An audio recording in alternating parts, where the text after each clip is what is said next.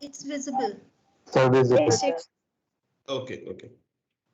So friends, as you know that we deem that health is a state of complete physical, mental, and social well-being. It is not just simply physical health that I am otherwise okay physically, there is no diabetes, no hypertension, I don't have an injury, but still a person can be mentally in a state where he may need support. Gone are those days when we used to label any person as so-called mental or having some psychiatric illness, that he is insane and we should stay away from them, or we need to admit him in some sanatorium or any such hospital for psychiatric illness cases. We, everyone, each of us can undergo mild, moderate, or severe emotional health issue, and more so during this COVID pandemic, where people, their loved ones are having some problems, people are not maintaining adequate balance in their work and life, or they have some other personal problems due to which they have some emotional health related issue, and we need to support them. So in especially in corporate, the employees, and if the employee is not well, the families also have their emotional health issues, and rather than using a mental word in corporate health, we should avoid any such word which may be deemed as, which may be looked as taboo. So in corporate world, the same reasons which put the person on increased physical health risk, so the emotional related issues are also due to the same reasons. Like in corporate, people have very demanding schedules, they have to work for a longer period of time, or they have to work under quite stress. There may be certain targets to be achieved, and there's a typical work culture, and these days in pandemic, people are hooked on to Microsoft Teams, Zoom calls, and continuously they are talking to people, and at the same time when their children are at home, and they are undergoing classes etc from home, so again it puts more burden on them. And when people are working from distance location, their loved one, their family members are not with them, then problem increases further, especially those who are staying in PG, and they also go through such mental trauma or emotional health issue. So how we can judge people from that angle? So if you remember from the health check, in the social history, we had one question which was asking about a mental stress. The question was very simple, that in the last 2 weeks, do you have any such problem? Yes or no? If it was yes, it was deemed as if the person is having some mental health issue. What is that mental health issue? Let the doctor who is doing the consult handle that case, right? But then there was a need that we should do something more, some more detailed evaluation from the emotional health aspect, especially when everyone is recognizing that the emotional health is quite rampant. If we consider some major problems, up to 25% of people in the general population, they have one or the other mental health issue, or other conditions which now are included under the mental health issue. But if we consider even smaller issues, then this 25% goes to around 75%. So we should do something. Even Government of India launched its National Mental Health Program in 2014, and on ground, how it is happening is important. And we should all consider people who are suffering from one or the emotional health issue as patients, because they are also patient, they need support, and we should have equal empathy with them. From this point of view, various studies have shown that in corporate world, the common mental health issues are anxiety and stress, including the work-life imbalance. And this problem becomes more acute when there is an appraisal time. Because during that appraisal, there may be some mismatch in the expectations from the employer side, from the employee side. And our life coaches who are there, as I said last time, life coach means a psychologist. So in every clinic, we have a psychologist. So who is called as life coach. So our life coach's burden also increases during that time of appraisal. The other problem is mood affective disorder, where people's mood is not good. Like my mood is okay, but if my mood is low, I will not speak to people. I will a kind of depression state. But if my mood is unduly high, so probably I will go into too much of laughing, too much of mania, talking unnecessarily, and sometimes it is also called bipolar disorder. That is, this mood is on a continuum. At one side, the person is in depression, he doesn't speak, he remains depressed. But if you provoke him, suddenly he will burst open. Suddenly he will start yelling. Suddenly he will start crying, or suddenly he will become violent and even kill the other person. These are problems. So third problem which we find in corporate world is low self-esteem. Like people say, I have done this thing, BTech, MTech, PhD, or blah blah, but I'm not getting the kind of work which I should do. I'm not getting the kind of remuneration which I should get. I'm not getting the kind of respect which I should get. And these people continue to have a low self-esteem, so that is also a problem.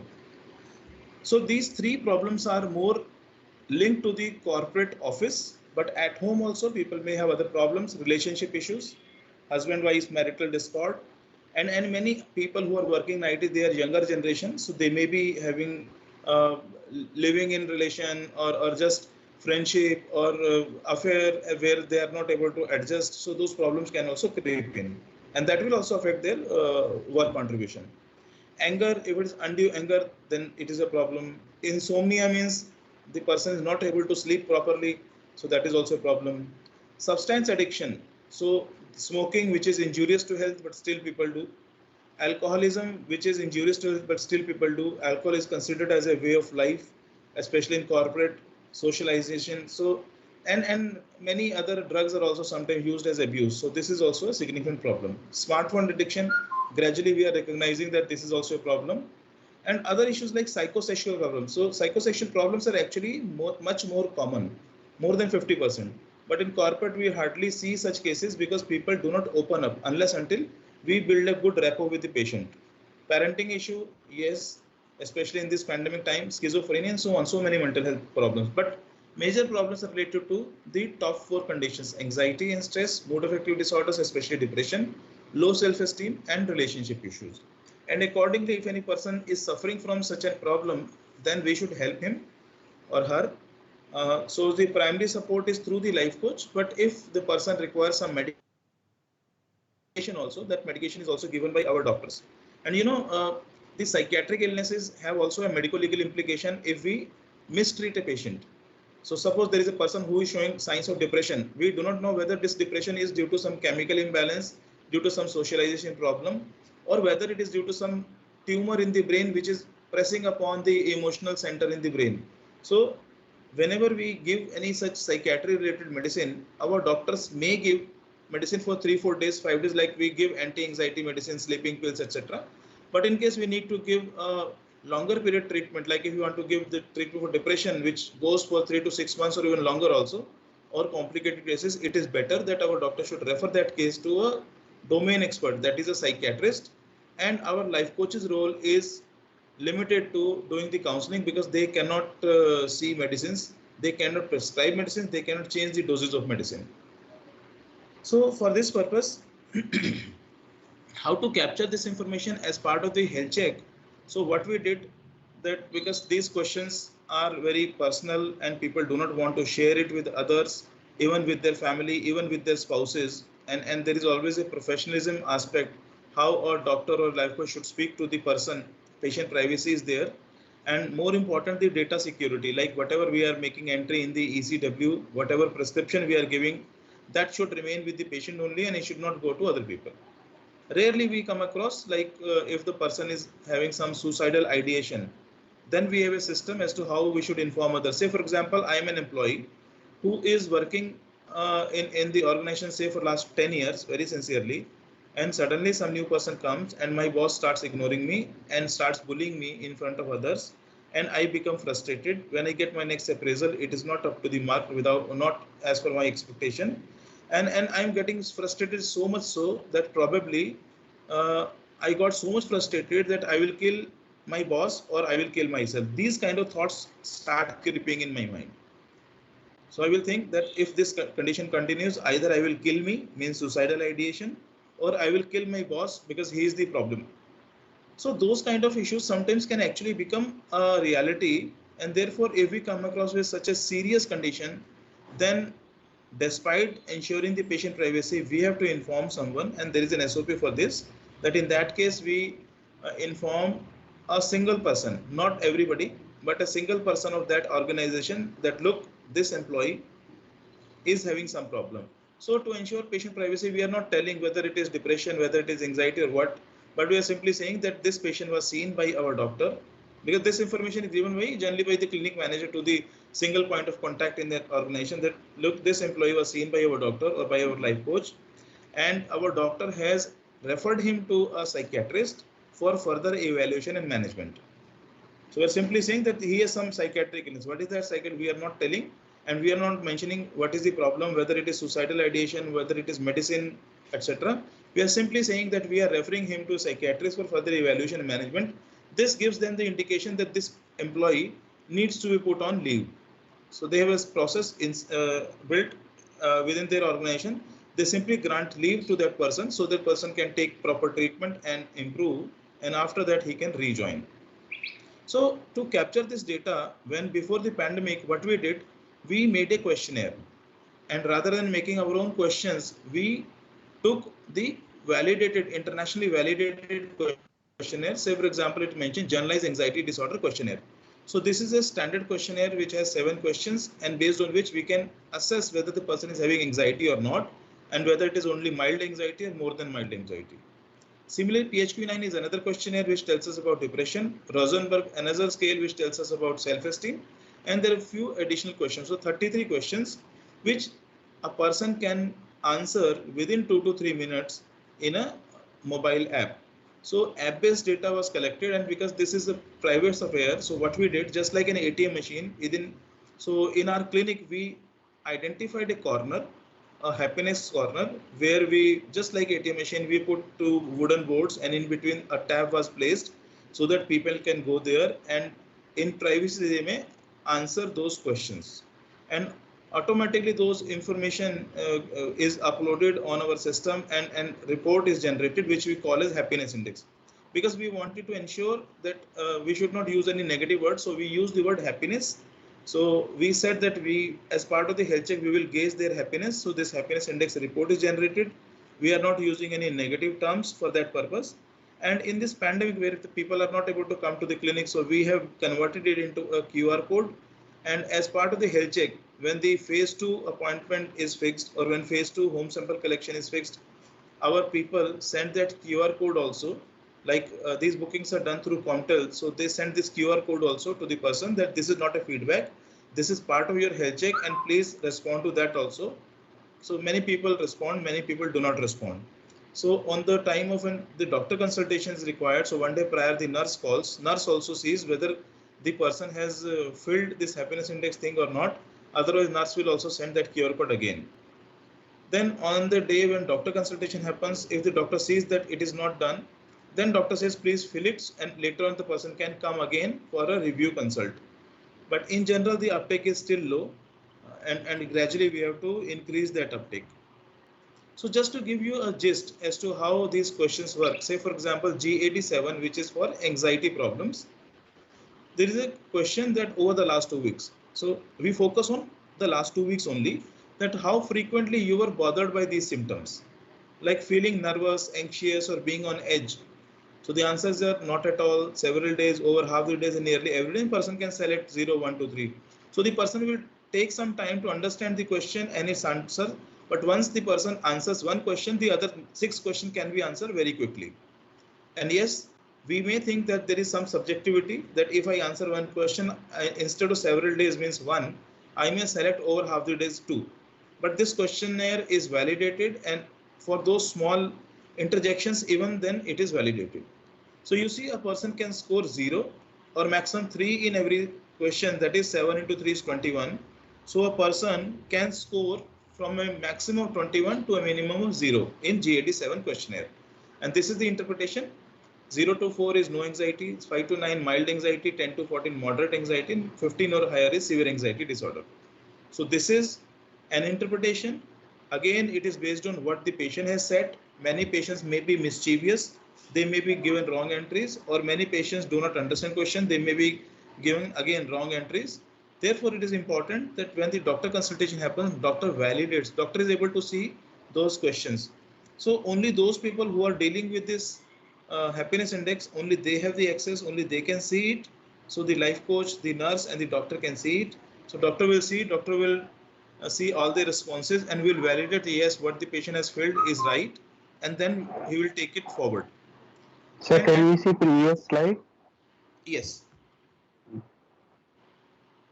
Okay. So Okay. in this, Fine. so I will share these slides and PPTs with you. Once you get your official email IDs, just tell it to Sakshi or Kunal. They will give you these PPTs to you, right? So Yes, sir. based on these 21 marks, so if I may get marks 0, 1, 2 or up to 21, so these are the categories. So what we do, that in case the person is having up to mild problem, means no anxiety disorder or mild problem, the treating doctor can handle, means GP or IM who is doing the consultation as part of the health check, he can handle. But in case it is moderate anxiety disorder, we need to do further deep dive. So doctor does the consultation and refers the case to the life coach. Life coach is a professional. They know how to do the further psychiatric evaluation of the person, and accordingly they will provide the counseling. And if the patient has some problem which requires medication or needs to be referred to a psychiatrist, then either the doctor or the life coach both can refer the case to a higher center or a psychiatrist. In case of severe anxiety disorder, our doctor simply validates that yes, it is severe anxiety and refers that case to psychiatrist, because these people generally require medication also for a longer period of time. And we do not talk in terms of anxiety with the patient. We simply say that we assessed your happiness level and one of the parameter was joy. So this anxiety is depicted as joy. So if anxiety is more, joy level is less, and vice versa. Similarly, for depression, there are 9 questions that over the last 2 weeks, have you been bothered? So the person can answer this question quickly. And this is the classification. So 9 questions, 9 is to 3 is 27. And again, there are 6 classes. So if there is no depression, minimal or mild depression, the doctor concerned GP or IM can handle that case. But in case it is moderate or moderate to severe depression, doctor send the patient to a life coach, and life coach starts doing counseling. If there is no improvement, we refer that case to psychiatrist also. But in case of severe depression, like severe depression patients are risky. So when we start with them, we have to be very calm and patient when we are interacting with those patients, because suddenly these patients can become violent. So we say if we see those responses, doctor validates those responses and refers that case to a psychiatrist for further evaluation and treatment. And we depict in our happiness index this as a enthusiasm. So if there is more depression, the enthu is less, and vice versa. Similarly, for self-esteem, there are 10 questions and only 2 categories. So 10 questions into 3 is 30. So if it is 15 or higher means high self-esteem, so nothing needs to be done, doctor consultation is sufficient. But in case self-esteem is low, means less than 15, doctor refers that case to a life coach, because these people generally require life coach counseling, and generally these counseling are done every week or every fortnight depending on the condition, and generally 4 to 6 or maximum 8 sessions are required, where the person can gradually increase his emotional health related to this self-esteem. And we depict this self-esteem as motivation. So if the self-esteem is high, means the person is highly motivated. If the self-esteem is low, the motivation level is less. Then we added few more questions also, which were not covered there, but more cases might come. So like first question is, do you feel angry very often? If I ask someone that, do you feel angry very often? And if that person says, yes, yes, I get angry very often, that means the person himself is recognizing that he is an anger problem. And people who recognize that they have a problem, they are more, chances are more that they will respond to our support in a better way. So if any person says, yes, I feel angry very often, our doctor refers that case to a life coach, and they know we have some small programs which we call as resilience program, like anger management program. So in that anger management program, we will provide 4 or 6 sittings, and where our life coach and patient discuss how to control this anger. Similarly, the other questions, do you feel happy with your partner? Do you feel content in your sex life? Do you have smoking habits? So simply if we ask, do you smoke, yes or no, then the person may answer, yes, I smoke. But if the person say, do you have smoking habits? The person, habit? No, no, smoking is normal. So that person is difficult to control. But if the person says, yes, I am having this habit, that means he is recognizing he has a habit, which is a kind of negative thing and which should be taken care of. Though smoking habit and how to support any person to quit smoking is a difficult task, right? And it not only requires the support of doctor, because the doctor may simply provide some gyan, health education as to how to quit smoking, why quitting smoking is better for health. But sometimes these people require medication also, like nicotine gums, nicotine patch, some other medicines, and at the same time the person needs to be counseled, so counselor role is there. And sometimes the person may need to be referred to a smoking cessation clinic. But this is a psychological dependence which is easier to quit if all people support properly. But if any person is having alcoholism, that is drinking habit, then it is not a psychological dependence, it is a physical dependence. If that person stops alcohol immediately, then sometimes it can affect negatively and the person can become further ill. And therefore these cases are to be managed properly by our doctors who give certain medicines. At the same time, the person needs to be counseled, and many times if the problem is more acute, person may need hospitalization. And if this drinking habit is already cause some damage to the liver, there is chronic liver disease or alcoholic liver disease or other problems, those things also need to be seen and treated by our doctor. So based on these questions, yes or no, the treating doctor sees where is the problem, what is the problem, and can this patient be supported through our life coach, and accordingly our doctors refer these cases to the life coach. So these are few resilience programs which our life coaches are doing. Some life coaches are good in anger management programs, some are good in relationship management, some people are good in marital counseling.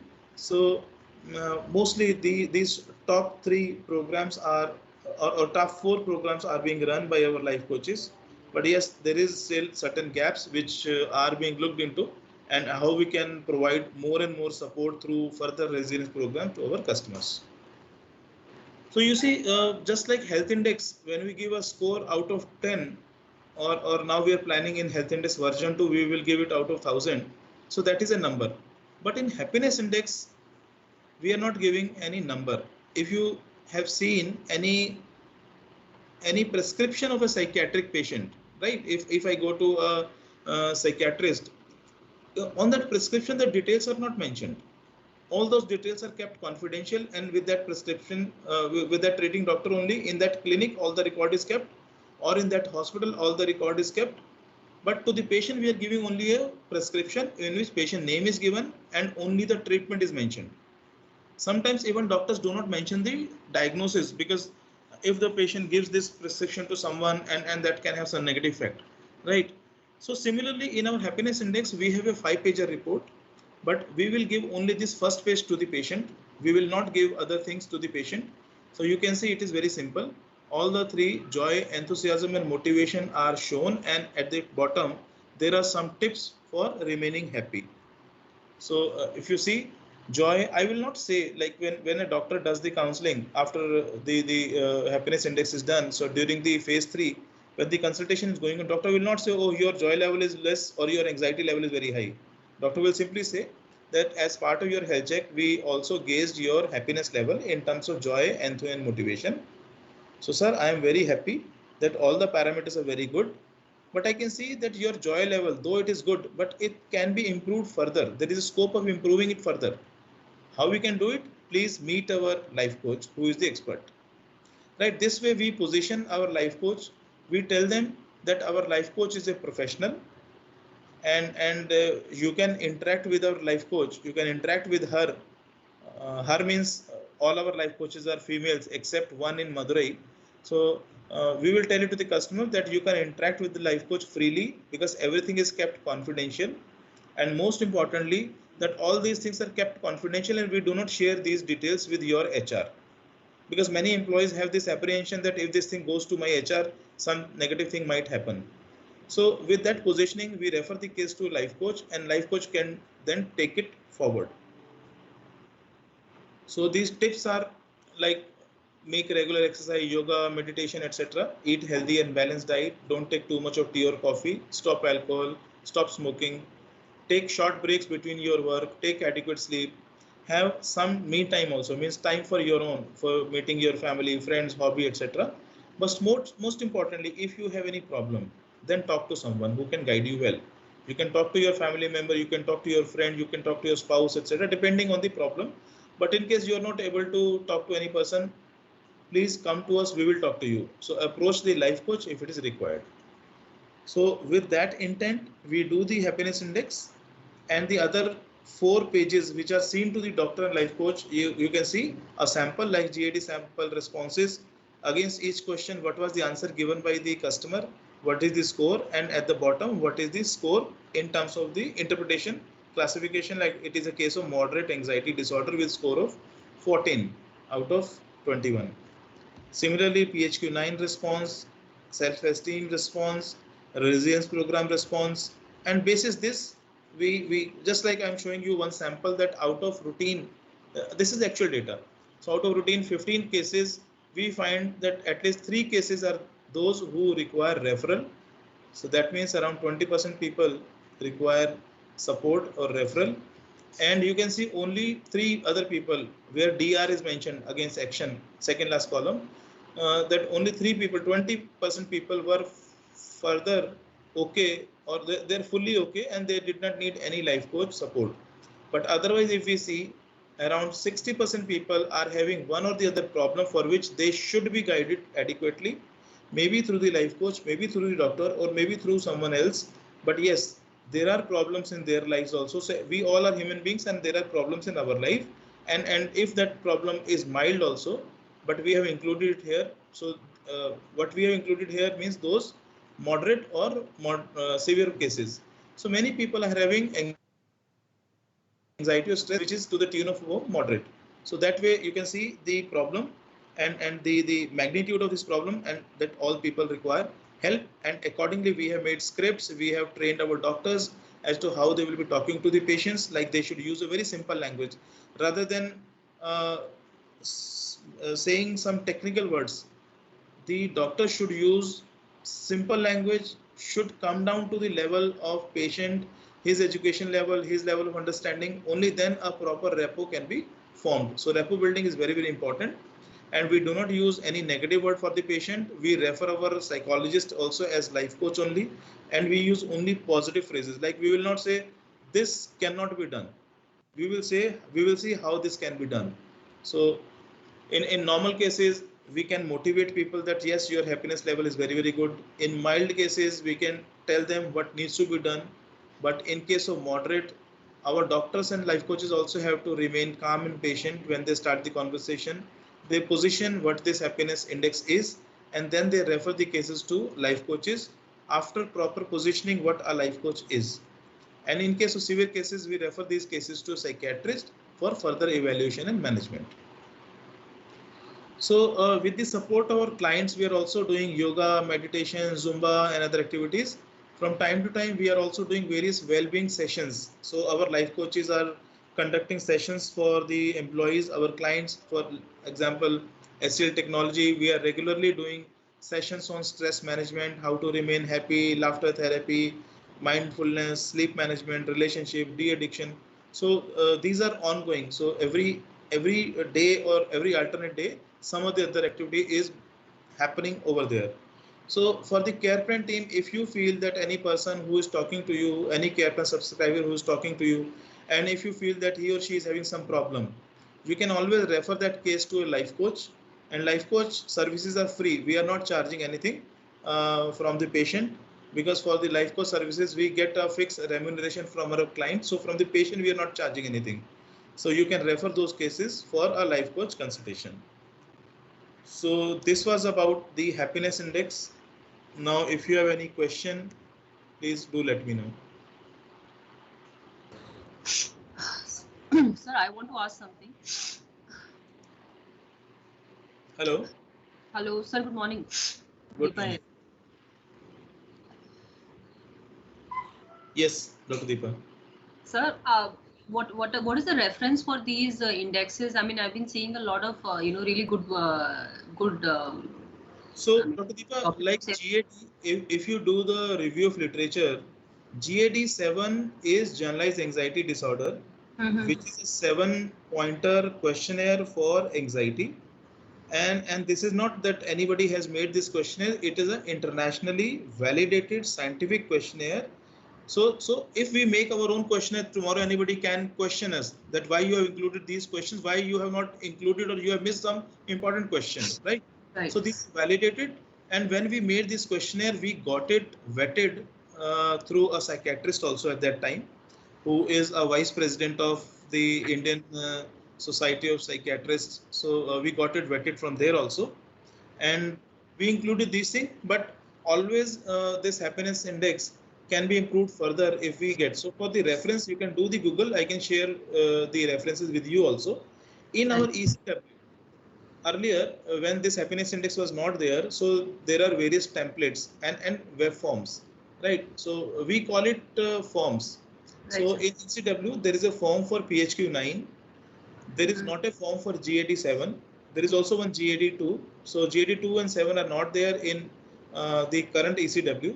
We submitted this ask with ECW that can they include these forms also. So they said they will do it in the next version. So probably in the next version, it might have come. Currently, it is ECW 11, and in ECW 12, this will become part of the ECW also. So what we did, we made it on a separate folder, and these information have been integrated with the ECW so that a doctor can see the happiness index, just like an ECG is uploaded, scanned copy of ECG is uploaded in the system. Similarly, in the patient documents, we can see the happiness index level also of that individual. So even same question I have for care plans also. Yesterday we discussed about care plans. For that also the referencing is it like something? I mean, is there any reference document for that? Because that also looked quite interesting and very. So Dr. when we made these things, because anybody can tomorrow question, we cannot play with the lives, we cannot play with the health. So whatever changes we do, like there are different types of evidences. So the best evidence is to the randomized controlled trials, like research, and we do RCTs, and that is the evidence one.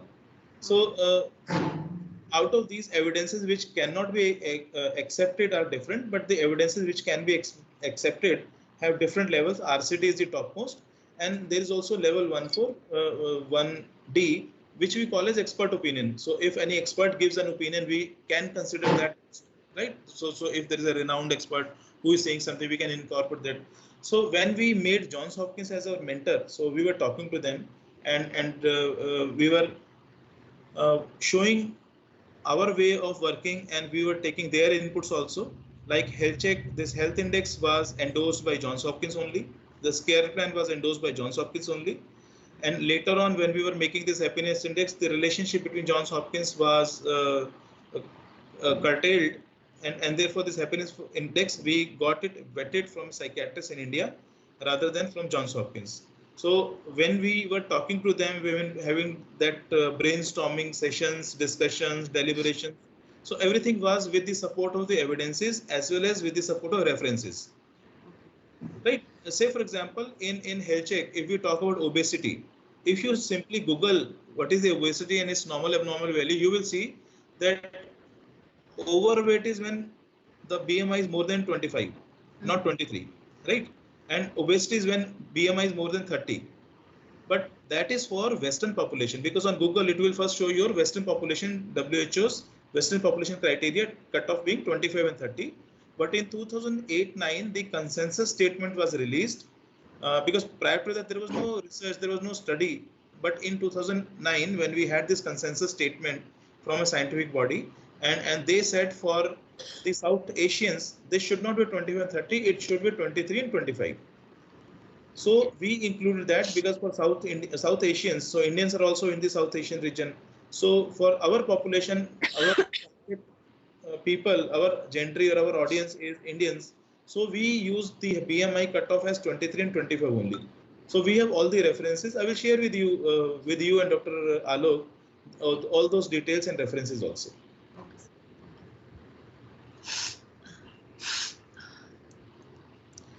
Any question? PHCs? Dr. Alok? No, sir. No, sir. No, sir, it's clear. Thank you.